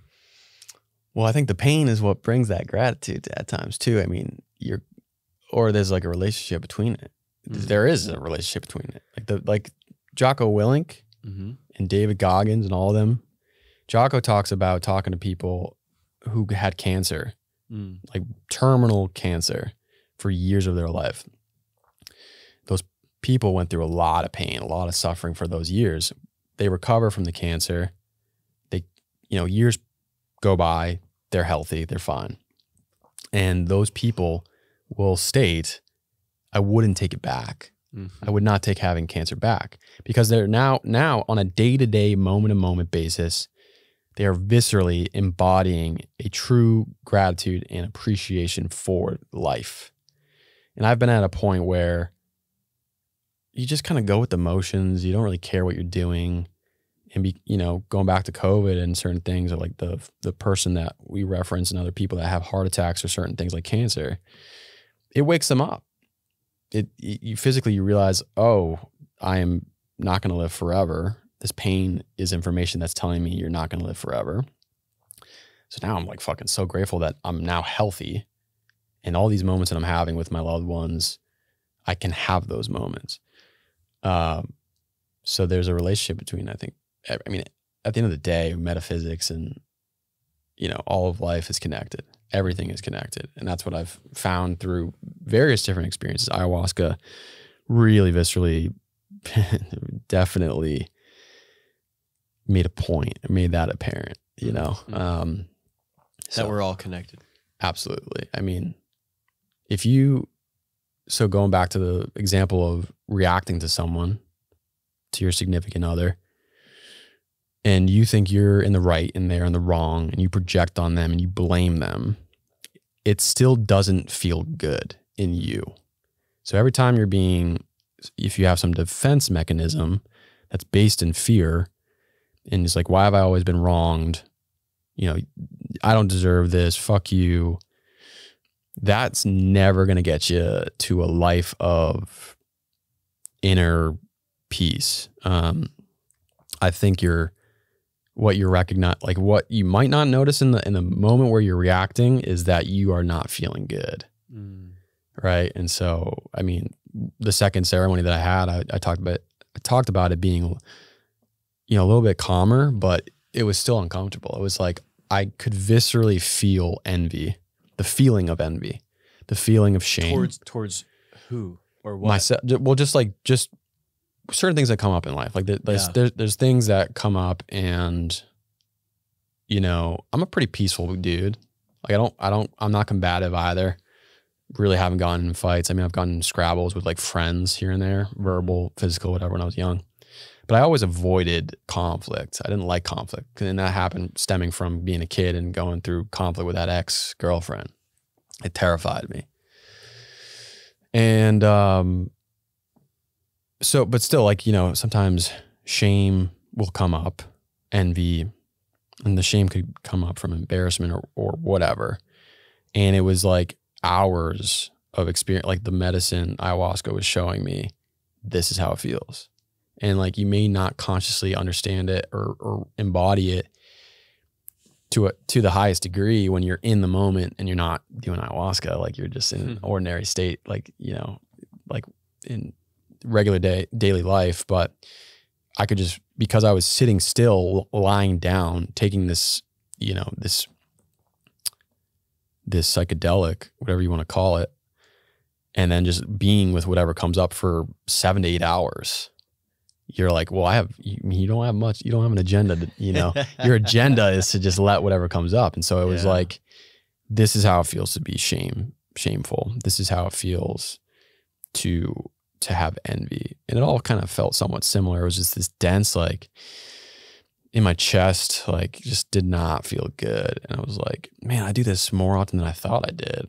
I feel this way more often than I thought I did. And there was cycles of shame. Like I would feel shame for feeling emotions. So imagine that. So it's like, as a man, you don't want to feel, you don't want to come off as weak by maybe being more empathetic. It's like the strong man, like don't be a pussy or whatever. Right. So then you feel shame for maybe being more sensitive to other people. So it's like a natural emotion that comes up for someone that maybe is weak in front of you, has a weak moment, and you feel shame for having that feeling. It's a bad cycle. That's like going back to chronic suffering. Like you can't, I noticed those like emotional cycles that were just not serving me.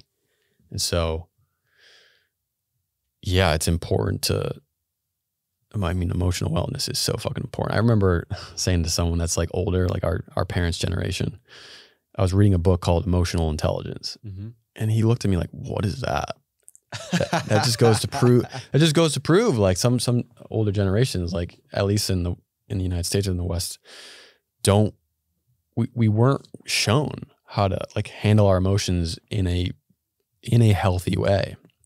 And I would argue that a big portion of the darkness that we see is the inability to handle our emotions, and we've suppressed them. And the more you suppress them, it's like, it's not like you're getting rid of them, you know? So they're going to come up and manifest in other ways. They always do. They always do. So that's why, yeah, you take it seriously when you feel certain emotions, like check in with that. So yeah, pain, suffering, I think it's information for you to investigate into more. We've probably gone 2 hours here. I feel like I could go for. Can I say something? Yeah. First off, I'm super proud of you, bro. The fact that you made the decision to start the podcast at that Metaman retreat and follow through with it is incredible. I've seen the work you've put in. I've seen the attention to detail. I've seen how intentional you are. It has not been easy, but you've done it. You've done a lot of research, a lot of homework. You make the guests feel very special, heard, appreciated, loved, listened to. I feel that way. So I'm just going to speak for everybody else. I've also had the opportunity to talk to some of the people that have been on the podcast. Barty is a good friend of mine. Dude, everybody says that you do a great job, and that how I feel is me just echoing how they feel as well. It's been really, really fun to see your progression, bro. And you have a natural ability to do this, and I hope you continue to do this. Thank you, man. I mean that, bro. Thank you, brother. Appreciate that. And the sentiment goes right back to you, dude. Keep doing what you're doing with Riser, Reveal, and your entrepreneurial path. Being a light warrior. Being a light warrior. And I think that's a good way to conclude it, because you did express at one of the MetaMen daily retreats, someone came up to you in a grocery store, right? Can you just tell that story quick before we conclude? Yeah. I was at the HEB in Kyle, Texas, where I currently reside, just south of Austin. And I was minding my own business, grabbing some grass-fed ground beef, as I do. And this guy beelines it at me.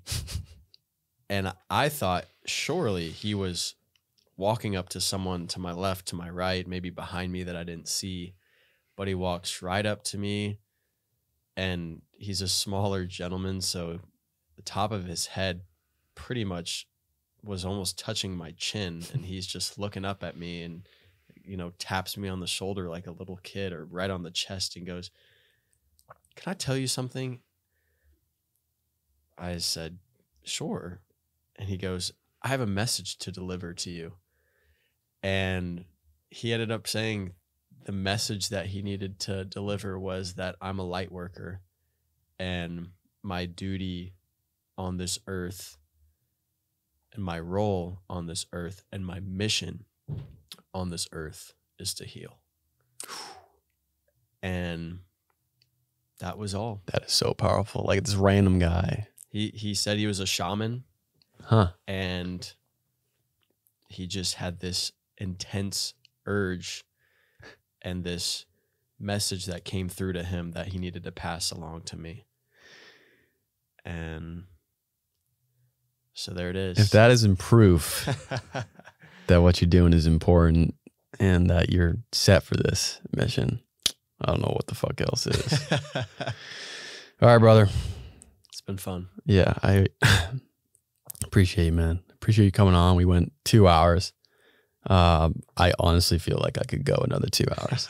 I probably should have rented the studio a little bit longer, but we got to go. So thank you, bro.